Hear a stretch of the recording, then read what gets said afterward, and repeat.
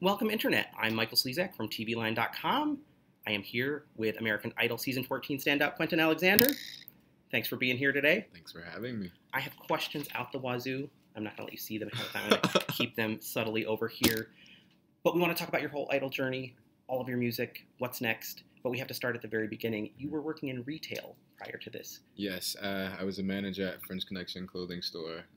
Really had nothing to do with music, but I guess the fashion part comes into play right there. I assumed, when they said retail, I was like, if it's not something to do with fashion, I was going to be disappointed. Yeah, if it was something like Best Buy, then that would be a different story. Not as on brand for you. Yeah. Were you the kind of employee who was like sort of singing as you're shuffling around the store? No, yeah, every time I opened up in the morning, I had like a good 2 hours before anyone would ever come. So I would just walk around singing randomly, especially when the competition had set in. So I was rehearsing songs, in the middle of the store. Oh my God. Right, because you've got that chunk of time between your audition and Hollywood Week. Right, that's actually how my Riptide performance came into play, because I sat there in the stockroom and manipulated that whole thing back there. Really? From the back of French Connection? Yes. Came a performance. That's where it started. So you auditioned in season 12. I learned this morning on Live with Regis and Kelly. Mm-hmm. What was that like? What was it like you made it to the producers and then did not make it to the judges? How did that feel? What did you do with that experience? Were you like crushed and thinking I'll never do this again? Or were you like, I'm going to use this as fuel and come back? With that one, I was really set. Like I was excited to do it. I did the entire process, waking up at 4 a.m. to go and camp out just to get there. I went through the entire thing, and it was really fun. They enjoyed my first audition. I can't remember exactly what I sang. I feel like it was Shark in the Water. But I got to the executive round where I did Love Potion number 9. Oh my gosh, and that's pretty cool. The funny thing is, I did my own rendition of it.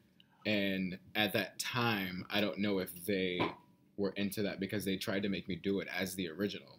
And I had taught myself the opposite of the original. So I tried it and I was just like, And in the middle, I kind of lost it. So, that was the end of that point. But, it really just made me want to work harder to do more. And I knew that there were other opportunities, and I definitely didn't, change how I approached everything. You felt like, okay, making it this far is a good thing. It's more affirmation rather than a crushing blow. Right. It was just me kind of polishing my art. I didn't want to go back to doing, normal covers because I thought that the rendition I did was pretty awesome. So I just kind of... I'd love to hear it. Yeah. Are you going to upload it to YouTube now that you're... I think I may do a cover of it. I think I recorded it at home somewhere, but, I think I'm going to start doing a YouTube thing, too. So. Let's make that happen. Yeah, I think it's a good what outlet. What do you think, Internet? Yes, everyone's nodding yes. So, and actually, you missed the whole Nicki Mariah messery, so maybe it all worked out for the best. Yeah, I think it would have been fun either way, but I'm glad that I got it onto this season. Yes, I think it's all for the best. So you go into your audition in front of the judges. I had read your Friday morning media roundup interview where you were saying, coming in as yourself, you didn't know how it was going to be taken. Like, would you be laughed off? Would you be embraced? How would Idol accept you? What were your expectations going in front of the judges? Were you pretty confident at that point, or? I knew that something was going to happen. I just didn't know what. I knew it would have been an opportunity for me to show my face. And that was good enough for me at that point. Just because the executive producers, they really enjoyed what I did with Lords Royals. Yeah. And I was excited to do it. So when I walked into the room with, Harry, J-Lo, and Keith, that moment itself was it was too much to deal with. It was like someone had placed a film over my eyes because everything was just so plastic. Like it seemed so unreal. Really? And, once I started singing, they started beating on the table, singing along. So it was more of like a jam session between us. And, when they said yes, that was like... How did you pick Royals? Because it's a tricky song to do with no accompaniment. There's some tempo. Oh, I know. But unusual. It seems like if you're picking something you have to stand in a conference room and sing with no accompaniment, that's a tough one. Funny is that was just one of my favorite songs at the time of the audition. And I was singing it constantly, like just in the shower, casually, doing my own weird spins on whatever. So when I got to the audition for this year's season, I was actually late. and I wasn't sure what I was going to sing. So that was just the first thing that came out, and then I stuck with it. So, you know, once I just started singing it, I was just enjoying it. Like, it's a song to vibe out to, which that's kind of who I am. I'm all about the vibes. So, all about the vibes. All about the vibes. Speaking of vibes, you kind of broke through, I feel like, the public consciousness with I Put a Spell on You. Mm-hmm. Tell me how that performance came to be. How did you settle on that song? How did you arrange it? And did you have a lot of experience arranging music beforehand? I actually had no experience technically doing it. You know, I always did it within my mind, or, you know, recorded on my phone or something like that. But funny thing is, I wasn't actually going to do I Put a Spell on You. At first, it was going to be Kiss from a Rose by Seal. No way. And, you know, I sang it, played around with it, and funny, me and Scott were in the hall, I want to say a week before the Detroit performance, and he asked, you know, what else I had been listening to, and that song came up, and I was like, it's funny because I always loved this song. I never attempted to sing it, and I saw Annie Lennox perform it. And, at the Grammys. Yeah, and that as I was watching it, I'm like, this song is really beautiful. And then he said, so sing a little bit of it. I didn't know the proper way to sing it, so I just started singing something. And we got into the room with the arranger, who started just playing random chords. And I closed my eyes, and I fed off of what he was doing, and then that happened. So it was like every time I performed it, something different happened. And that's why that was my favorite performance, and it'll always be, just because that was me in my rawest form, not really knowing what to do, how to approach it, and all I did was let out my soul in that song. Yeah. Did you feel like it was going to be great going into that night? I didn't really think about it. It was more of, this is about to be so fun. You know, I'm about to enjoy this moment, because even rehearsing the song, it was amazing. Being with Ricky Minor in the band, I remember a moment of doing it at Center Staging, and I closed my eyes again, singing the song, and then I opened my eyes, and it was like everyone saw me kind of flinch, because it was me realizing that, oh, I'm in front of all these people. Like, I literally got so wrapped up into the music, and I was just hoping that people would kind of see that and maybe go the same place that I was going. Mm-hmm. So it was great. Did you turn out to be a quick study in how to translate the ideas in your brain of what you're doing with an arrangement into making the band understand it and being able to work with them? Or is that a hard thing to figure out how to do? It's going to be difficult for me for a while until I really learn the technical, because I'm not trained in that, you know, in that way to really know how to translate the lingo. You know, I need this bar to be this way, this bar to be this way. So it's just me kind of making weird noises. You know, I need it to be like at this tempo. And, you know, we have an arranger who's lucky. Well, I'm lucky enough to have, because he kind of speaks the same language. You know, he knows more than enough to understand what I'm saying. So we feed off of each other really well. And I've had him since the beginning, so he's been a huge, huge help to me. Who was that? Matt. Okay. I can't think of his last name, but Matt and Kenya were my so you worked with the same team angels. that Joey did. Yeah. We were team Matt and Kenya. Aha. It's all starting to make sense now in my head, how that all came together. So you needed the wild card to break into the top 12 after Master Blaster. I was really surprised, because I liked Master Blaster. I thought it was cool. It wasn't so Motown-y. Mm-hmm. Were you surprised when you needed the wild card, and what did that do to your confidence level heading into top 12? It definitely threw me off, because I feel like my performance, it was good. You know, I can say that it was one of them that made me really nervous, because I wasn't doing like up-tempo songs, and I wasn't used to like running around on the stage and really getting into it. But that moment where I was called up last kind of lit that fire, and I was just running around like an animal. And, you know, I had fun, so I didn't really think of the possibility of me being a wild card. And as the numbers started going down, I started kind of thinking to myself, well, I don't know what's about to happen. And J-Lo started talking, and the way that she was talking, and as soon as she said one of my favorites, like, something in my heart kind of twitched, and I felt like she was going to say my name, and she did. So that was another great moment. When I realized how much support I had from that side of the show. Yeah. I've got to ask you about Party Anthems Week, because you chose Rolling in the Deep, and that's not really a party anthem. How did you get away with that? A. B. Where did that arrangement come from? And C. Did you listen to it back afterwards, and were you happy with it? I thought it was a little strange. It was interesting, I was intrigued by it more than I enjoyed it. Yeah, I can definitely understand. The funny thing is that song came around as a joke at first because in New Orleans we have a style of music it's called bounce music, and that's one popular song that they always do a spin on. So I made the joke to Joey actually. I was like, Joey, for Party Round, I'm just gonna go all the way home and just do a bounce version of Rolling in the Deep, and she was laughing along, and then we got to that round, and it was like, oh, I didn't think of a song. Right. So I'm like, you know what? Let me actually try and do this. So ran it in the room.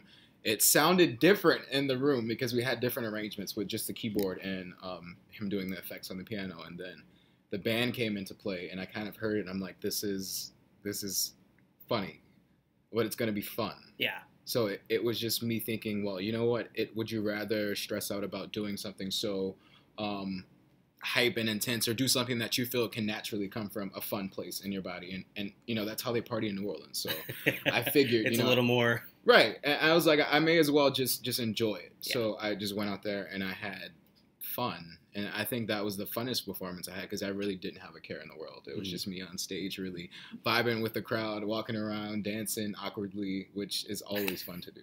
And you're not exactly party rock anthem. That doesn't strike me as you. It's not me. So that's why naturally I was like, okay, well, I'm just going to do something that I know is fun to me. Did you get any resistance from like the producers or from Scott being like, dude, this isn't, you can't sing this because it's not, because the themes to me this year seem like they set a theme and then people kind of do what they want anyway. Yeah, it was definitely at first like people were saying like that's not a party song, but once they kind of heard the arrangement, what I played for them, they were like, okay, well, yeah, I get it. It can be like really fun, really kind of rocking, and I told them the history behind it, so Right. they understood it and they took a chance on it. Are you a contestant who watches your performances back? I know some people have come through here and said, I never watch anything back ever. Melinda Doolittle never watched back her performances, which I found shocking. Did you watch your stuff back? I used to do that up until I want to say that round. Okay. Because I watched that performance and I was not that happy with it.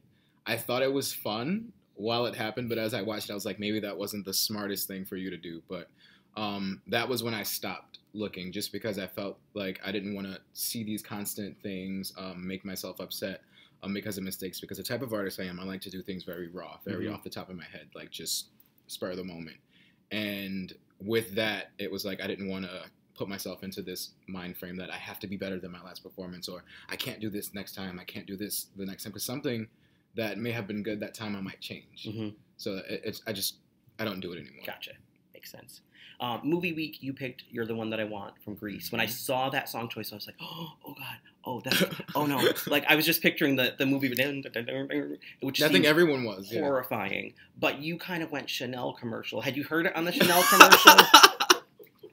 I didn't. I actually heard Lo Fang. I'm a huge listener to Spotify, and I love the viral top 50. And it was on there a couple summers ago. And I heard the song not realizing that it was from Grease. I had never seen Grease before, so I just didn't know. And I fell in love with the song, and I learned it, and I kind of put my own spin on it. So when the show happened, they said movie round, and I'm like, this would probably be really cool to just pull out of my pocket. Right. So it was that's one of my favorite performances, which is why I just did it on, Kelly and Michael. And what I really love about that performance is how he slows it down and he really takes time to concentrate on the lyrics, and he puts it in a different light. Michael said on the show that he never looked at that song as sexy. Yeah. And the fact that you could do that just by manipulating the beat, that intrigued me. So I took a chance with that one. Yeah, and I think you also started to really at that point master the camera stuff. What is that like? You've said you were one of the least experienced coming in to the top 10, and then you've got this camera, which you also have to deal with, like mastering the art of working that camera and hitting people at home. Did you have to work on it, or is it just something that comes naturally to you? I didn't have to work as hard as I think I did, because just with I Put a Spell on You, my thing was just to look at that camera. Because the one thing they said to me was that you need to really focus on connecting to the audience at home, because those are the people that are going to be voting for you. Those are people that are going to be supporting you. And even when I'm having a conversation, I use eye contact, right. Which that was my direct, I'm looking in your face, I'm singing to you. And the only difference with Detroit and when we came back to LA, it was a different setup. Yeah. So I had to learn where each camera was or which one to play to. But instead of doing that, that front camera was my best friend. So I just stared it down until I felt like, people were crying or cringing. Yeah. At least it's a reaction. Yeah. Always better than nothing. And I love that you better shape up. The Mm-hmm. way you hit that and it sort of turned it into just something else, Mm-hmm. Interesting Yeah, stuff. that's my favorite thing to do with words is to kind of turn them into a different light so people can look at it from a different perspective. Yeah. How much fun were you having at that point with fashion and with clothing? Because the last few years of Idol have been a little boring. Like, I mean, I'm not the most exciting dresser. I wear a lot of plaid, and we've seen a lot of plaid, and we've seen a lot of like gray T-shirts. People have won the show never wearing anything other than a gray T-shirt, and you came in with like cray, and, Yeah. and it seemed to ratchet up. I mean, ending with the Cleopatra situation, Which was awesome. which was awesome. That was one of my favorites. Oh, we had so much fun with that one. Did you have any fear of like how far is too far, or did you never think about that aspect? No, I'm very much the type of person I will go all the way until it's too far with clothing, just because I don't mind making a fool of myself. That's the fun in life, is being able to do something. And I just love that I always try to push the boundary. We always had conversations with the producers like, Quentin, you gotta bring it back just a little bit. It's not your concert yet. And that was kind of the fun thing too, being able to have the conversations with the stylists and with the producers to kind of find that happy medium between, this is who Quentin is as the artist, and this is who Quentin is as the American Idol. Mm-hmm. And it was always a great process. I sketched things out for the stylist just because I am a visual artist mainly. And that's kind of how I write and get everything together, is first with a vision. And I would sketch it out. They would try their best to find it. If not, we worked something out. Wow. So those things, they weren't like presenting you with clothes and you're like, that would work for this. You're starting with a sketch. Yeah, for the most part. Once we got into the most recent rounds, it kind of got more hectic, so I didn't Mhm. really have time. So it was more so just a conversation, because at that point, they kind of knew Where you're going. where I was going. The gray collar. That was amazing. Where did they find that gray collar? Well, I actually bought that jacket at H&M. Like, there was an H&M like right down the street from the hotel that I randomly walked in. And funny thing is, I was looking for, like, just went in to look at dresses to see if that's something for Joey. And I was with Evan, her fiance, and I saw the jacket, and I came back and got it. And to the stylist, they looked at it and they loved it. And I wanted to do like this whole huge, tall elephant thing. And then they thought about bringing the collar up, and I'm like, that's going to be the perfect pop. Yeah. To make it super awesome. So I too could have that collar. I just You have to too get to an can have H&M. that collar. Just get to an H&M. Was it hot on stage in that though? It looked Oh a little yeah, warm. my outfits were terribly hot. Every time I wore it, I was dying, because Okay. we were under the lights. That's why well, you can't see behind the scenes. There was the stylist Joe would always come with this little bitty fan and just sit there, and I'd just be with my chest bust open, like, please save me, I'm Okay. dying. And later on, I started getting more naked, so it was less fans and more, I need something to cover me up. I think you heard that here first. This is probably not a question you've been Yeah. asked elsewhere. Okay, good to know.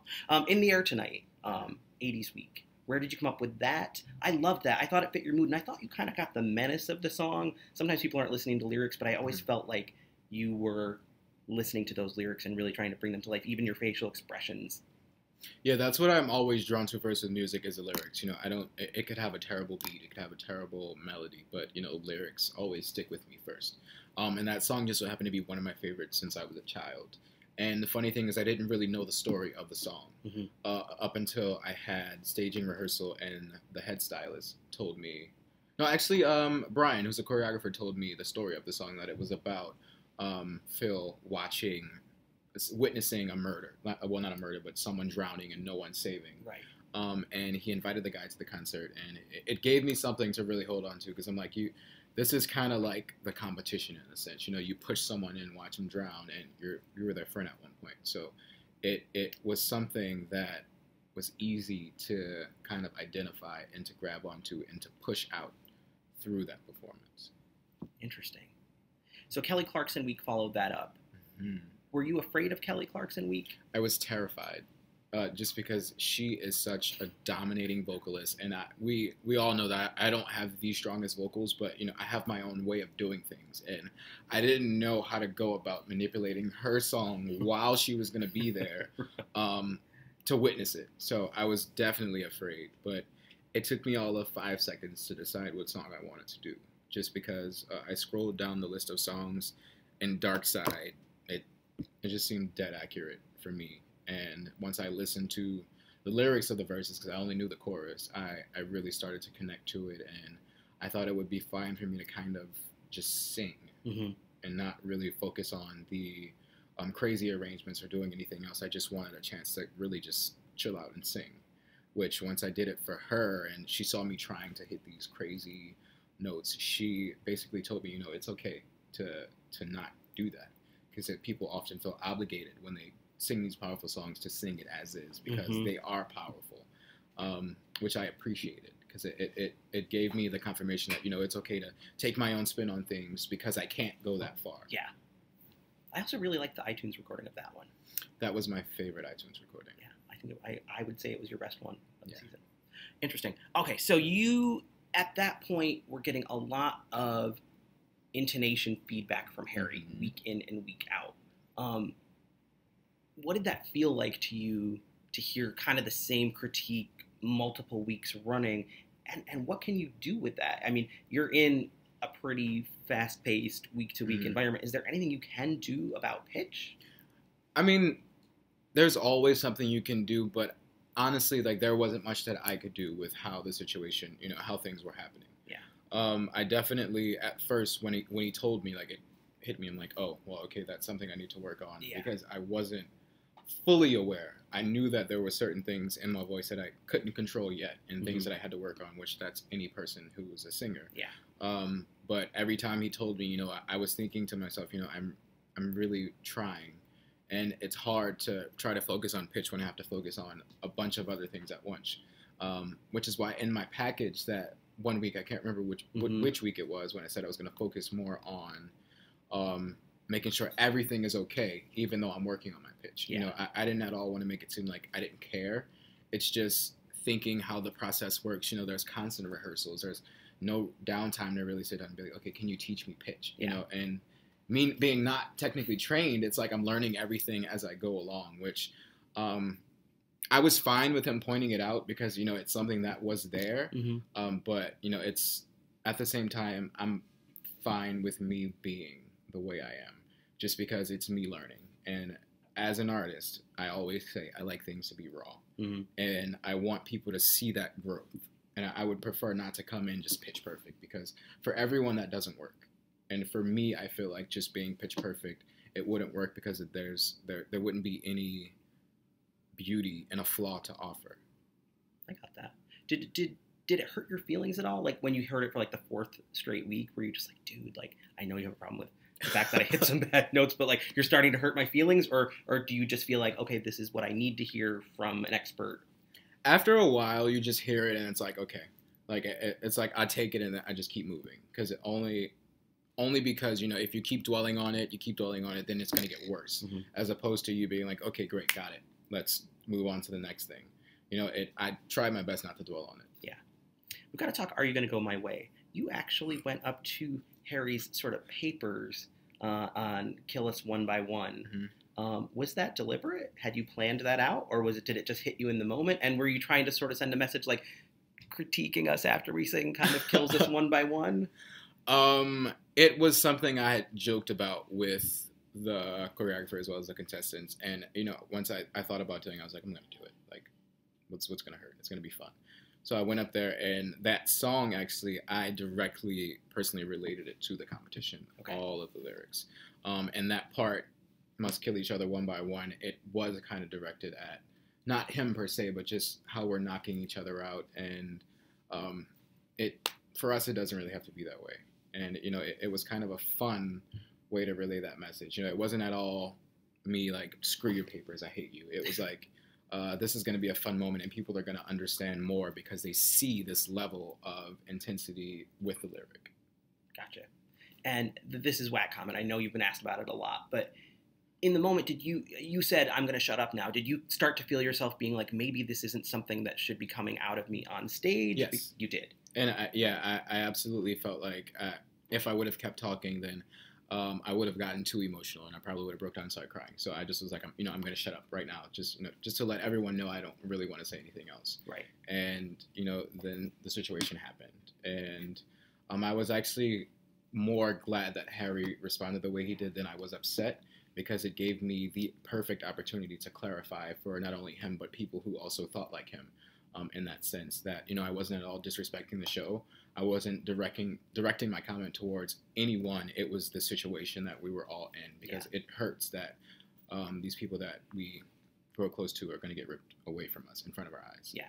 And some people thought you meant there should have been two different people sitting in those chairs. No, I mean, either way I would have been upset. And the thing is, we all feel the way that I felt. Mm-hmm. It just so happened that I was the one to react and say something. Yeah. And I'm sure for 14 seasons, everyone else feels the same way. Yeah. It's a tough thing when you're with these people 24/7, and within a blink, they're gone. Right. And for 13 seasons, you had a separate night for that mess. Now it all happens at once. You don't even know what's coming, and then it's like, surprise, please go perform. You've got a little survivor's guilt going on, I'm sure, because there are two people you really like sitting there. You're emotional about that. Then it's perform.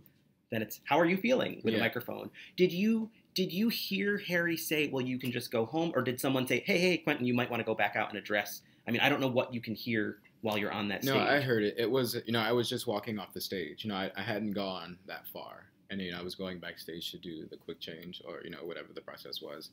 And, he was talking to me. He wasn't, like, yelling at or around. He was talking directly to me. So, he said my name. Then I turned and I heard what he said. And then I decided to just go back up and address it that way. Just because I felt like if I would have let that linger and let that seep into people's minds, then it would have changed the people who knew what I was talking about. Just because I understand that because people don't see me all the time, they only get to see that minute and 30-second performance or whatever clips they have. It's easy to change their perspective. Yeah. So I just wanted to be able to clarify and say, no, this is what I meant. Yeah. I'm glad that I got to clarify that for you. You didn't look very happy at that moment. You didn't look glad. I was just a bit, I wasn't angry, but it was just an emotional moment. Right. So I couldn't smile. Yeah.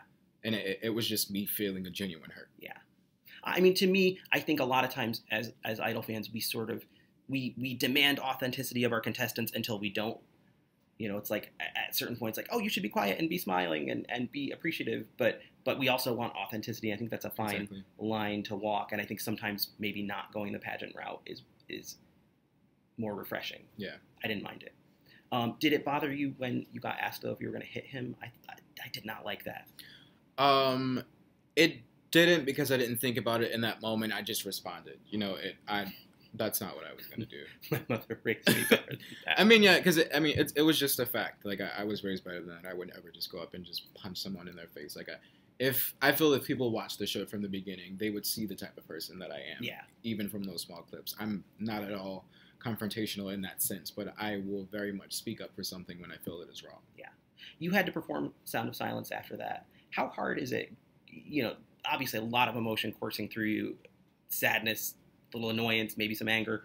Now, minutes later, you're back on stage singing again. How hard is that? Yeah, it's an extremely difficult process, and I'm actually so glad that people got to see that thing in its entirety, because it goes to show what we go through and what we deal with, yet we still have to go on stage and put on a great performance. Because in that moment, I couldn't even focus. Like, it was tough for me to even think about what I was singing in. Even, like, having technical problems, I couldn't, if it shows, you see me rip my thing out of my ear because I couldn't hear. I was just, everything was just spiraling in my head, so I just went through the performance as best as I could. And I feel that I delivered, but I'm just glad that everyone got to see the real behind the show. Yeah. Going into the final week of the show, did you have any thoughts about, like, do I need to tweak anything, or do I need to come out in a different way to sort of react to what happened the previous week, or do you just have to sort of leave that behind and focus on what you're doing in that final? I really just left it all in that day, just because I'm a person who gets over things, like, really easily. I'm not one who dwells on anything because it can suck you into a place of misery. Mm-hmm. So I just kind of let it happen. I took some time to myself for that weekend, but it was back to work, back to rehearsals, making sure that things were set for this round, because I knew it was going to be a tough one, not because of that situation, but because of how intense the competition was at that point. So it was just me focusing on these performances. Let's have fun, and whatever happens, be happy with it. Had you already picked Shake It Out before all that happened? Because I thought the lyrics really kind of fit a lot of what was going on in that minute. It's hard to dance with a devil on your back. Yeah, I actually did. We picked songs for the next week prior, and it was something that I then thought about. And I was like, it's funny that this happened. I'm a firm believer in things happen for a reason. I'm a firm believer in timing. And I'm like, if that moment wouldn't have happened, this song would have had nothing. And I feel that that moment brought that song so much more light and so much more intensity and so much more feeling because I had the emotions come from a real place. Because that I felt that song and I enjoyed that performance. And the big note, like, spot on. Thank you. Is it scary? I mean, you're a guy who was getting, like, dinged Yeah. by a judge repeatedly for pitch, and you picked Florence and the Machine. I was like, dude. Yeah, This and is that a song little is bit- really difficult. It's a tough song to sing because she is everywhere, and in She may be the awkward rangiest singer places. of our time. Yeah, and that's what I love about her. And I went into the song thinking, you know what? If I sound like crap, I sound like crap. But I love this song. I want to sing it, and if I were to perform the song this way, this is how it would be at my concert. So if it would have been me off just a twinge, then welcome to my concert. This is me. Gotcha. Were you like, after you hit that note inside, were you like, I didn't really know. I didn't know if I hit it or not. It was. I know I held it out. My eyes were closed. I'm like, this is epic, or are you scared right now? So I just kind of went through it, and after I held it for long enough, I kind of heard the crowd get excited, which always kind of throws me a little bit. So I'm like, oh, go into it a little bit more, but I kept in that pocket. So Yeah. I guess it worked. you seemed more into that one than Light My Fire? Yeah, Light My Fire was more of just a moment song. The arranger brought it up to me. We were tossing songs back and forth, and he brought it up to me, and I actually really loved it. I thought it was like a real nice song. It was super chill, like groovy, just something that I can just ease into and not really think so much about because I had been so kind of stressed out the last week.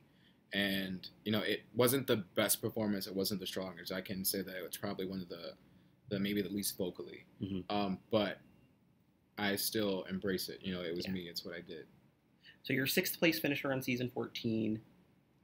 How big do you want to be? How big do you think you can be? What can you do with this experience? And how do you get to wherever it is you want to go? How do you get there? I absolutely feel like, you know, this experience has given me way more than I would have received on my own. Just because there's so much more that I've learned about myself vocally, artist-wise, and, you know, human-wise. I just think I can go as far as I want to. And with that, I want to be as big as I can be just so I can reach more people. I feel that what's missing a lot nowadays is the genuine, a real person that's in the booth, that's on the radio. That's not saying that anyone isn't that way.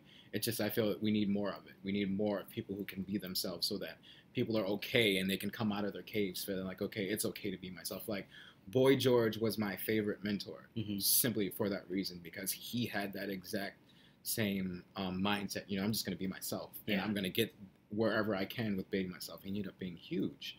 And that's the same way I want to be. If I just end up being an underground singer, I'm fine with that because I get to be myself. I get to enjoy it and people get to enjoy me. If I go as far as being Prince, then thank you, God. But you know what I mean? Like anything I would be happy with. As long as you're doing you. Exactly. I've seen you tweet Erykah Badu quotes before. Oh, so I love that woman. And she will not tweet me back. From The Healer of all, like, I think her best song ever. No, that song touches a beautiful, beautiful place and not many people understand it. So I'm glad that that's awesome. Such a good song. I read that you kind of want to do multimedia, filmy stuff. You know, that sounds very different from major label, big explosive career route. I think it could work just because, you know, that's something that I just love to do. It could be something as simple as me making a film on my iPhone while I'm in the studio. Okay. It's not going to be like huge 30-minute films. I say short film because I don't want to call it a music video. Right. Because it's not going to be something that's just concentrated on the song. I want there to be like a literal story, a literal meaning, like a 2-minute performance on Idol. It's just going to be like that, but with an actual setup. Gotcha. So you're not like planning like a half-hour art.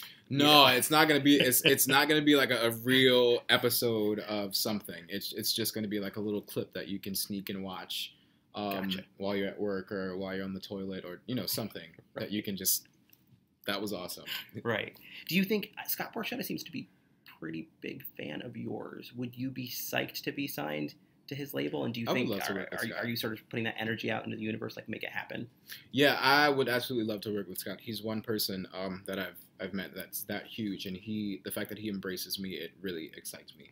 Because you would go in thinking that someone of his nature or his background, what he's really into, it wouldn't attract to me, but he respects the way that I do things, and that's why I wouldn't, I would not refuse working with Scott. Yeah. Just because he trusts me as an artist, and I feel that that is one of the most important things to do with your artist, because to try and change them or to try and make them fit a certain mold that's not them is not smart when you want to make someone into a superstar, I feel.